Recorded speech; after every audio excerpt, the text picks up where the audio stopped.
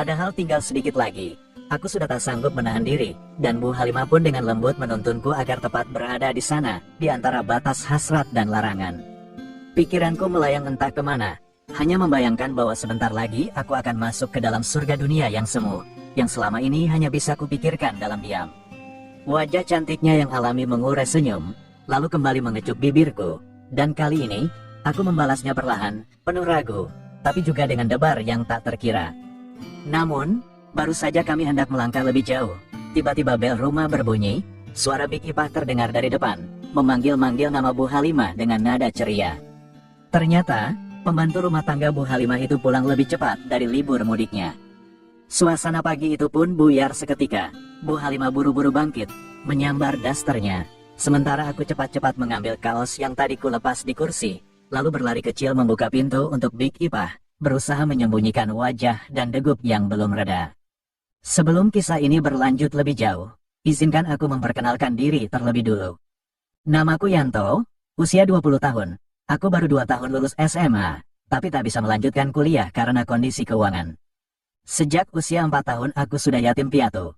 Ayah dan ibu meninggal dalam kecelakaan, sejak itu aku diasuh oleh Pak D dan Bude, kakak dari mendiang ibuku.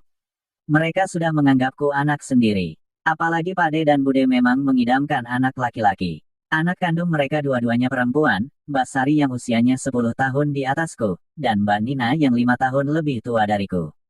Ketika aku lulus SMA, Mbak Sari sudah menikah dan bekerja, sementara Mbak Nina baru saja wisuda. Sebenarnya Pak D dan Bude berniat menyekolahkan aku ke perguruan tinggi, tapi aku menolak. Aku merasa sudah terlalu banyak merepotkan mereka. Apalagi saat itu Pak D sudah pensiun sebagai guru, dan Bude pun sering sakit-sakitan, tidak bisa lagi jualan seperti dulu. Aku tak ingin menambah beban hidup mereka. Jadi, aku meminta izin untuk merantau ke kota, mencari pekerjaan, belajar mandiri, dan menabung untuk masa depan. Kini, sudah lebih dari setahun aku hidup di kota. Aku bekerja di warung makan milik Bu Halimah, tetangga dari kampung yang sudah lama sukses di perantauan. Beliau dikenal dermawan, sering membantu warga kampung yang ingin bekerja di kota. Bahkan, beberapa mantan pegawainya sekarang sudah punya warung makan sendiri, berkat bimbingannya. Pagi sampai sore aku kerja di warung, lalu malam harinya menjadi penjaga malam di komplek perumahan. Hidupku irit, hemat, dan penuh harapan. Semua kulakukan demi satu cita-cita, kuliah, suatu hari nanti. Awalnya aku ambil kerja jaga malam supaya tak perlu bayar sewa kos, karena bisa tidur di pos jaga. Tapi setelah setahun, Bu Halimah menawariku tinggal di rumahnya, di kamar kosong milik anaknya yang sudah menikah dan pindah keluar kota. Dari sinilah semuanya bermula. Aku tak pernah menyangka bahwa pada akhirnya, aku akan sedekat ini dengan Bu Halimah, bahwa hatiku akan terpaut padanya, dan tubuhku nyaris menyatu dalam hangat yang dilarang. Tapi semua belum terjadi, karena pagi itu, bel rumah berbunyi lebih dulu. Sebenarnya, sejak awal aku bekerja di warung makan miliknya, perasaan kagum itu sudah tumbuh dalam diriku. Bukan hanya sebagai majikan, tapi juga sebagai seorang wanita, sosok Bu Halimah, dengan segala keanggunannya, begitu mudah mengisi ruang kosong di hatiku. Usianya memang sudah 46 tahun, tak lagi muda, tapi cara beliau membawa diri, tutur katanya yang lembut, dan raut wajah yang tenang, semuanya memancarkan pesona yang tak bisa kuabaikan. Dan mungkin, karena sejak kecil aku tak pernah merasakan kehangatan seorang ibu, aku pun jadi mudah terpesona pada wanita yang lebih tua dariku. Ada rasa rindu yang samar, bercampur kagum, dan perlahan tumbuh menjadi rasa yang tak ku mengerti. Bu Halimah itu cantik, kulitnya putih bersih, nyaris tanpa kerutan, selalu mengenakan gamis longgar dan hijab rapi, tapi tetap saja tidak bisa menyembunyikan lekuk tubuhnya yang padat berisi dan diberkahi bentuk yang membuat mata lelaki sulit untuk tak melirik. Namun semua itu hanya kusimpan diam-diam, hanya sebatas angan, aku tak pernah berani melampaui batas. Dalam hati, aku hanya berdoa. Kelak jika aku diberi jodoh, aku ingin istri yang seperti Bu Halimah. Bukan hanya dari fisiknya yang mempesona, tapi juga hatinya yang lembut dan setia. Selama hampir 5 tahun menjanda, Bu Halimah tak pernah sekalipun dekat dengan lelaki lain. Katanya, ia sudah berjanji pada mendiang suaminya untuk tidak menikah lagi. Dan sejak aku mulai bekerja di warungnya, beliau memperlakukanku dengan sangat baik. Awalnya aku pikir itu karena aku rajin bekerja. Toh, beliau memang baik pada semua karyawan. Tapi sejak aku pindah ke rumahnya dan tinggal di kamar kosong peninggalan anaknya, aku mulai merasakan hal yang berbeda. Sikapnya padaku lebih hangat dari biasanya, tatapannya sering kali terasa lain, seolah ada sesuatu yang ingin disampaikan. Tapi ia tahan. Aku pun tak berani bertanya, aku hanya bisa menebak-nebak dalam diam. Hingga suatu malam, saat kami duduk di teras rumah setelah warung tutup, beliau mulai bercerita. Tentang rasa sepi yang kerap datang di malam hari, tentang sunyi yang makin terasa sejak Intan, putri sematawayangnya, menikah dan pindah ikut suaminya keluar kota. Sekarang rumah ini terlalu lengang, katanya pelan, sambil memandang langit yang gelap. Kadang ibu cuma duduk di kamar, dengar suara jam berdetak, terasa lama sekali malam itu berlalu. Aku hanya diam mendengarkan, tapi di dalam dadaku, ada sesuatu yang bergolak, ada rasa iba, ada rasa ingin melindungi, dan entah kenapa, ada juga keinginan untuk memeluknya malam itu. Tapi tentu saja, aku hanya bisa menatapnya diam-diam, hanya bisa menyimpan semua yang kurasa dalam dada. Yang tak kusangka, dari momen itulah semuanya mulai berubah. Pagi itu di meja makan, suasana terasa lebih sunyi dari biasanya. Hanya ada suara sendok dan piring bersentuhan, dan sesekali derik kursi yang digeser pelan. Bu Halimah duduk di hadapanku, mengenakan daster hijau tua yang longgar. Rambutnya masih agak basah, mungkin baru selesai mandi. Wajahnya terlihat tenang, tapi ada rona merah muda di pipinya yang seolah masih menyimpan jejak semalam. Aku sendiri tak tahu harus bersikap bagaimana. Tanganku gemetar saat menyendok nasi goreng buatan Big Ipah. Bukan karena pedasnya cabai rawit, tapi karena bayangan semalam masih jelas di kepalaku, saat Bu Halimah menatapku dari jarak sangat dekat, saat bibirnya mengecupku perlahan, dan saat aku nyaris. Yanto, suara Bu Halimah lirih, nyaris seperti bisikan. Aku mendongak, jantungku berdetak tak beraturan. Iya, Bu. Matanya menatapku, teduh, tapi ragu-ragu, lalu ia mengalihkan pandangan ke gelas tehnya. Maaf ya, tentang tadi pagi. Aku mengangguk cepat, nyaris tersedak. Itu, nggak apa-apa, Bu, saya yang harusnya minta maaf. Bu Halimah tersenyum tipis, tapi senyum itu bukan senyum nyaman, melainkan senyum yang menyimpan banyak tanda tanya. Kadang, kita nggak bisa memilih perasaan yang datang tiba-tiba, ya, katanya lirih. Aku menunduk, entah apa maksud kalimat itu, tapi jantungku makin berdegup tak karuan.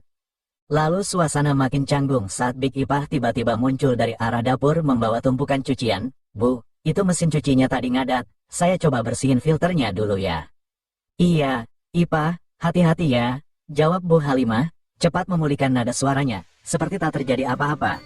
Tapi aku menangkap satu hal, cara Bu Halimah mencuri pandang ke arahku saat Big Ipah lewat. Pandangan itu tak bisa bohong, ada sesuatu yang tumbuh di antara kami, sesuatu yang mungkin tak seharusnya, tapi juga terlalu kuat untuk diabaikan. Dan pagi itu, saat aku melanjutkan sarapan dengan tangan yang masih gemetar, aku sadar, jarak antara kami tak lagi sama seperti dulu. Sore itu aku pulang ke rumah setelah seharian kerja di warung, badanku lengket karena keringat, tapi pikiranku justru lebih lelah menahan bayang-bayang pagi tadi. Rasanya masih hangat di pipi, aroma tubuh Bu Halimah masih tertinggal samar di ujung hidungku. Aku baru saja menaruh tas di kursi ruang tengah ketika Big Ipah muncul dari dapur. Ia menyekat tangan di celemek lusuhnya, lalu berdiri di ambang pintu sambil menatapku dengan tatapan yang sulit kutebak, setengah serius, setengah nakal. Capek? Tuh, tanyanya ringan. Lumayan, Big, jawabku pelan, mencoba menghindari tatapannya.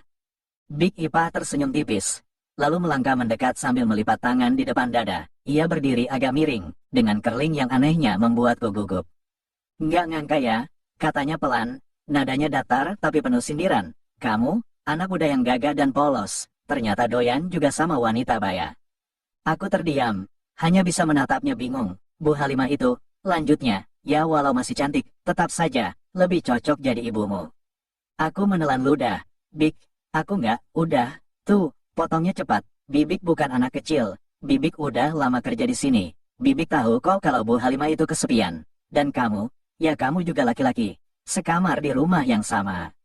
Aku mematung, tapi Big Ipah malah tersenyum, senyum yang kali ini bukan hanya sindiran.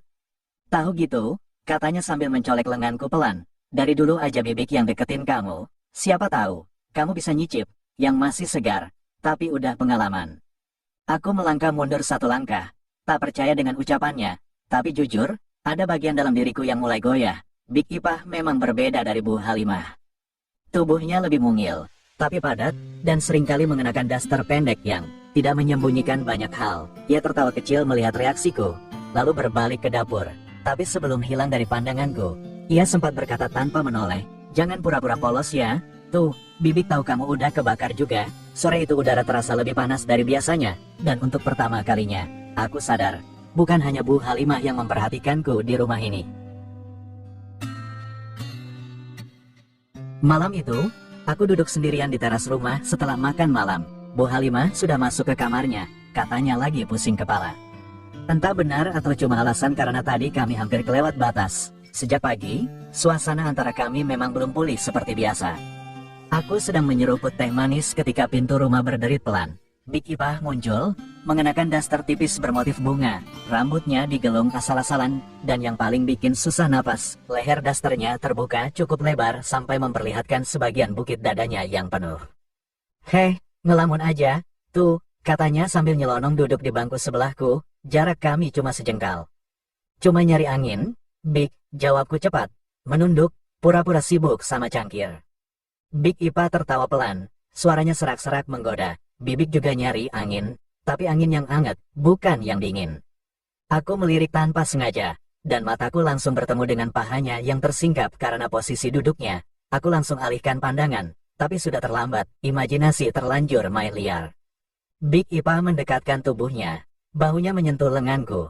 "Yanto," bisiknya lirih, "Bibik tuh udah lama sendiri. Suami Bibik kawin lagi waktu anak Bibik masih kecil. Sekarang anak Bibik tinggal di kampung sama ibunya Bibik. Di sini, Bibik cuma punya sepi."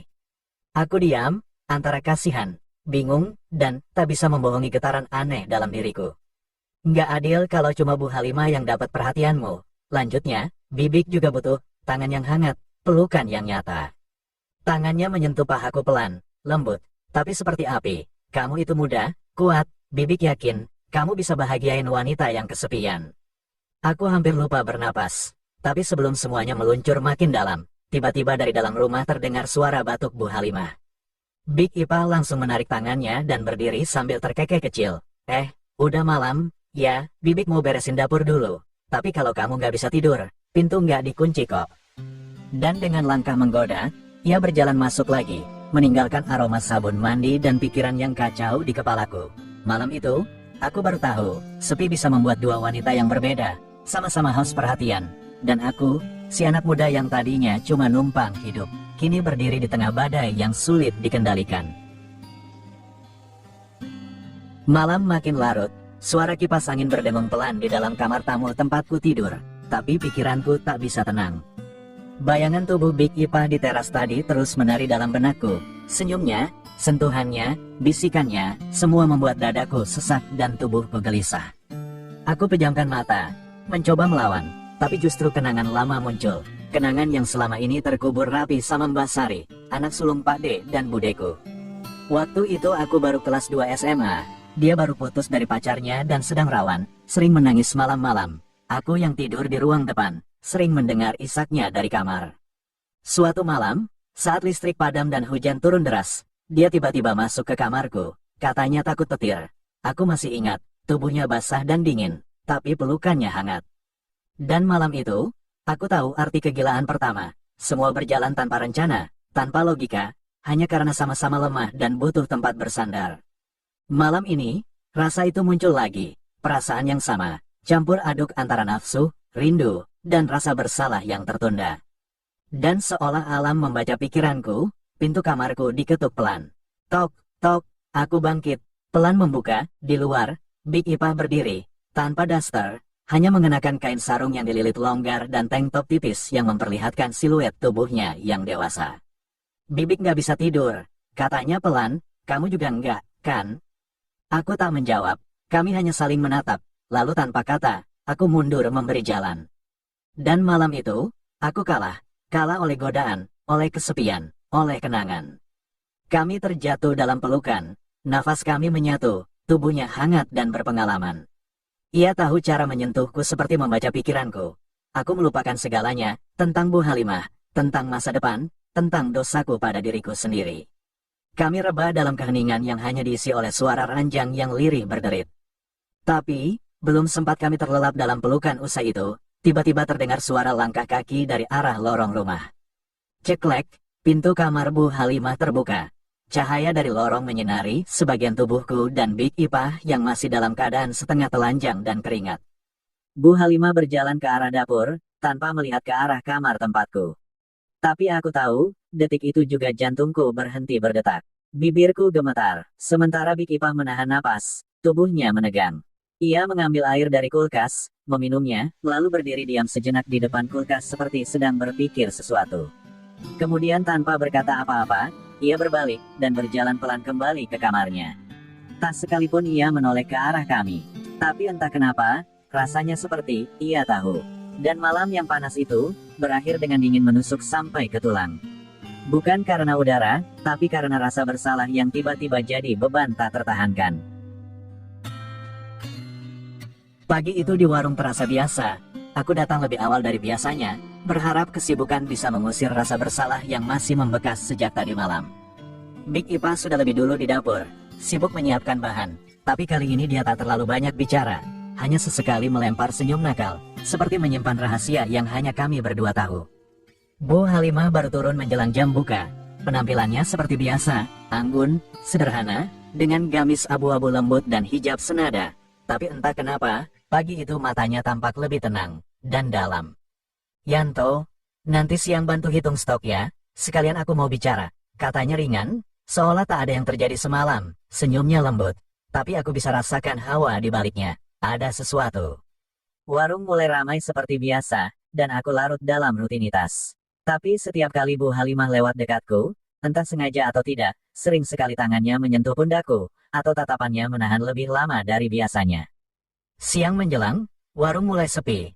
Pelanggan sudah berkurang. Aku sedang menyusun nota belanja saat Bu Halimah duduk di bangku depan meja kasir. Capek, tanyanya pelan. Aku tersenyum canggung. Enggak, Bu, biasa aja. Dia mengangguk pelan, lalu menatapku dalam-dalam. Yanto, aku dengar kamu masih punya keinginan buat kuliah, ya? Aku diam sejenak. Iya, Bu, masih ada cita-cita itu. Tapi ya gitu, biayanya nggak sedikit. Dia menghela napas pelan. Kalau aku bilang, aku bisa bantu kamu, katanya sambil memainkan ujung hijabnya. Maksudku, aku mau biayai kamu kuliah. Jantungku berdegup kencang. Serius, Bu, tapi, itu banyak banget, saya jadi nggak enak. Bu Halimah tersenyum, lalu berdiri dan perlahan berjalan mendekat ke arahku, bersandar di sisi meja, nyaris menyentuh lenganku.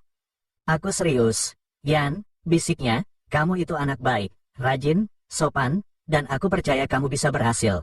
Tapi, dia menatapku tajam, aku juga ingin tahu, seberapa serius kamu menghargai semua ini. Aku menelan ludah, bingung, gimana maksudnya, Bu? Ia tersenyum lagi, manis, tapi kali ini senyum itu menyimpan sesuatu yang lebih dari sekadar kebaikan hati. Nanti malam, kita ngobrol lebih santai, di dalam rumah, aku nggak mau bahas di warung. Dia menyentuh bahuku pelan.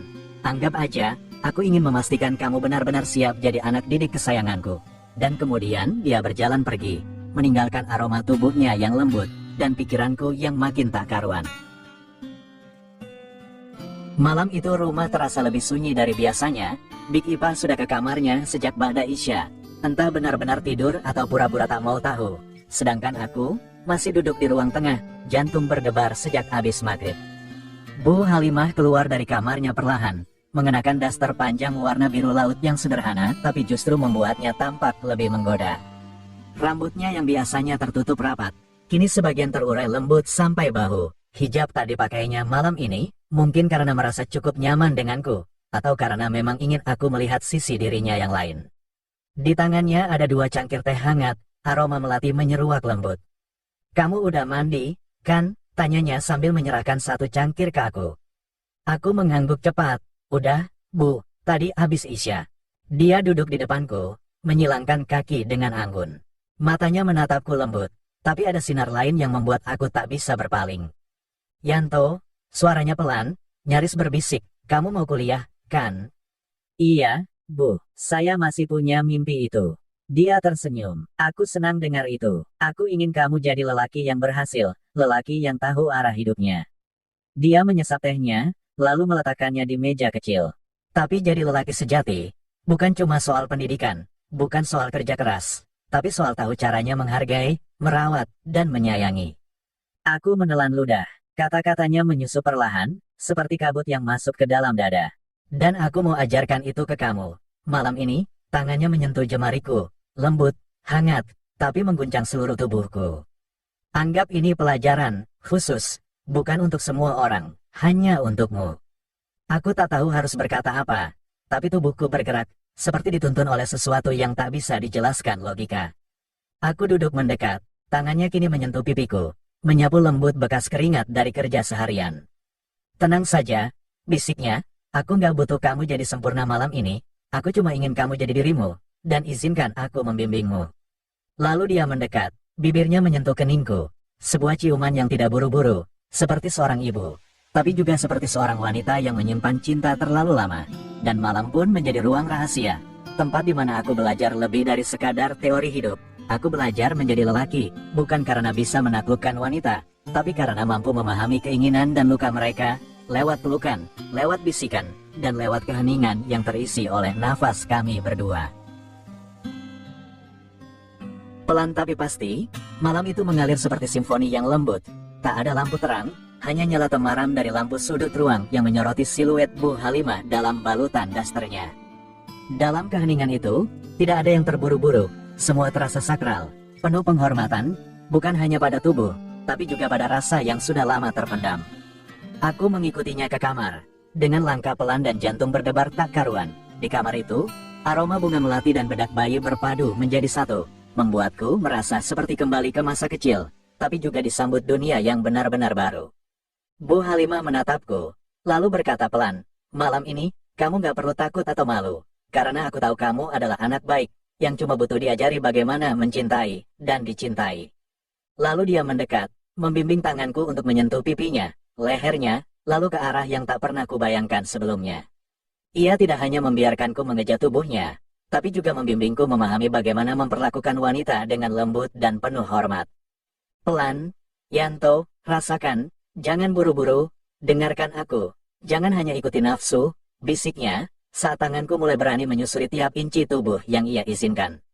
Malam itu jadi ruang belajar yang tak pernah diberikan di sekolah. Setiap gerak, sentuhan, bahkan setiap bisikan lirih Bu Halimah terasa seperti mantra.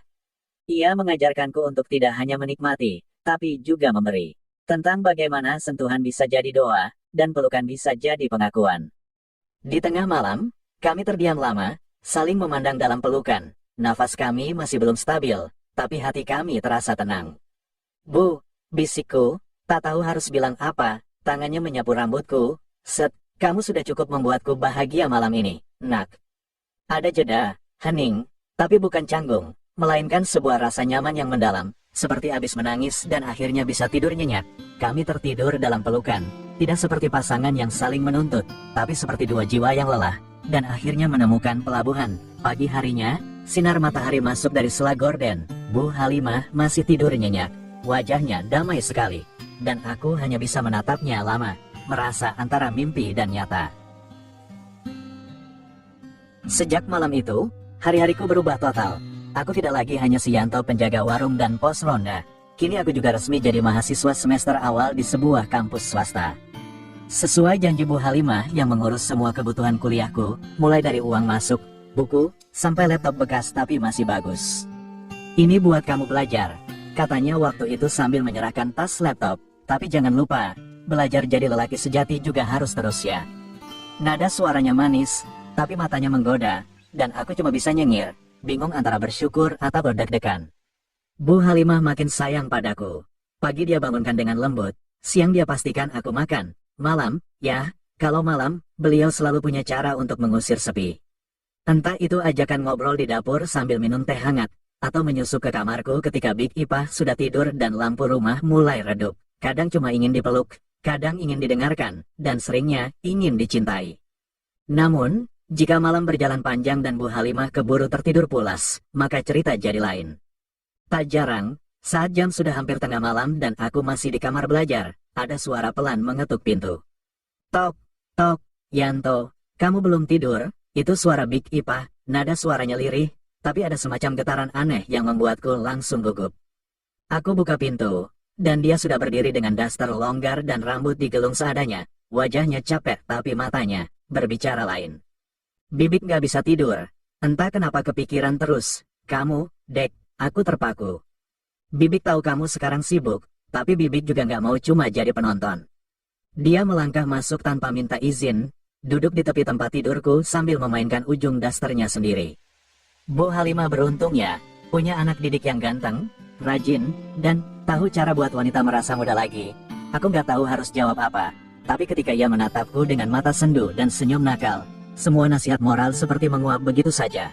Dan begitulah, malam-malam yang harusnya kuisi dengan buku dan catatan kuliah, kadang berubah jadi ladang ujian iman, antara kesetiaan pada Bu Halimah, dan godaan nakal Big Ipah yang makin berani. Hari-hari pun terus berlalu. Aku semakin sibuk dengan kuliah, dan malam-malamku semakin penuh makna bersama Bu Halimah. Beliau tak hanya jadi majikan, bukan sekadar kekasih dalam diam, tapi sosok yang mengisi kekosongan jiwaku, dan sebaliknya, aku adalah pelabuhan sunyinya yang telah lama mengering. Namun tak ada rahasia yang bisa abadi. Semuanya berubah ketika suatu pagi Bu Halimah memanggilku dengan suara gemetar, wajahnya pucat, tangan gemetar menggenggam selembar tespek bergaris 2. Yanto, kamu harus tahu, aku hamil. Dunia seperti berhenti sejenak. Aku terdiam, rasanya campur aduk, antara panik, kaget, tapi juga ada rasa tak percaya, bahkan haru. Di usia 46 tahun, ketika banyak wanita seusianya tak lagi memikirkan soal anak, keajaiban itu justru hadir. Aku tahu ini bukan sekadar kejutan. Ini adalah panggilan tanggung jawab. Dan tanpa ragu, aku genggam tangannya, lalu berkata lirih, aku akan menikahimu, Bu. Bukan cuma karena ini, tapi karena aku memang sayang, dari dulu. Air mata jatuh di pipinya, bukan air mata takut, tapi haru. Pernikahan kami digelar sederhana. Banyak yang kaget, banyak pula yang nyinyir. Tapi kami tak peduli, Bu Halimah adalah takdirku, dan aku adalah laki-laki yang akhirnya benar-benar jadi dewasa. Namun tentu saja, tak semua selesai di situ. Big Ipah sempat menghilang tanpa pamit. Entah kecewa, marah, atau terluka. Tapi sebelum pergi, dia sempat berbisik lirih padaku. Selamat ya, Yanto, kamu menang. Tapi kalau nanti kamu butuh Bibik buat jagain anakmu, panggil aja. Dan begitulah, aku sekarang bukan cuma mahasiswa dan mantan penjaga malam, tapi juga seorang suami, dan sebentar lagi, ayah. Cinta kadang datang tak wajar, tapi jika ia datang membawa kejujuran dan tanggung jawab, maka Tuhan pun akan menuliskan jalannya dengan cara paling mengejutkan. 3 tahun kemudian tawa kecil itu menggema di ruang tamu. Seorang bocah laki-laki berlari-lari kecil sambil tertawa, rambutnya ikal dan pipinya bulat kemerahan. Dia anak kami, aku dan Bu Halimah. Namanya Malik, yang berarti raja, karena sejak hadir, memang dialah yang memerintah isi rumah ini dengan keceriaan dan tingkah polanya. Bu Halimah kini makin anggun, usianya sudah kepala 5, tapi pesonanya justru makin matang. Ia kini bukan hanya istriku, tapi juga ibu dari anakku, dan tetap menjadi wanita yang bisa membuatku jatuh cinta lagi setiap hari. Aku masih kuliah, sebentar lagi lulus, warung makan kami makin ramai, dan aku ikut bantu mengelolanya. Hidup memang melelahkan, tapi tak pernah semanis ini. Dan Big Ipah, dia tak pernah benar-benar pergi. Setelah sempat menghilang, 2 tahun lalu dia kembali, mengaku rindu Malik, dan katanya, rumah ini sepi kalau nggak ada suara Bibik cerewet. Sore itu, setelah Malik tertidur di pangkuan ibunya, aku berdiri di dapur, merapikan piring. Big Ipah datang dari arah belakang, membawa cucian sambil tersenyum genit. Tubuhnya masih padat, wajahnya makin ayu walau usia terus bertambah. Dia mendekat, berbisik sambil mengedipkan mata. Kalau Tuan Yanto masih pingin ngicipin pemberian Big Ipah, Bibik siap kok. Antar malam, pintu kamar gak Bibik kunci, Tuan. Aku nyengir kuda, garukan kepala sambil geleng-geleng. Bibik, godaan dunia nggak pernah habis ya. Dia cuma terkekeh, lalu berlalu sambil menggoyang-goyangkan pinggulnya. Aku tertawa pelan, lalu menatap langit senja yang mulai turun di luar jendela. Cinta, ternyata, tak selalu hadir dalam wujud yang kita duga. Tapi ketika datang dengan kejujuran, maka bahkan godaan pun bisa jadi bagian dari kisah indah yang tak akan pernah kulupakan.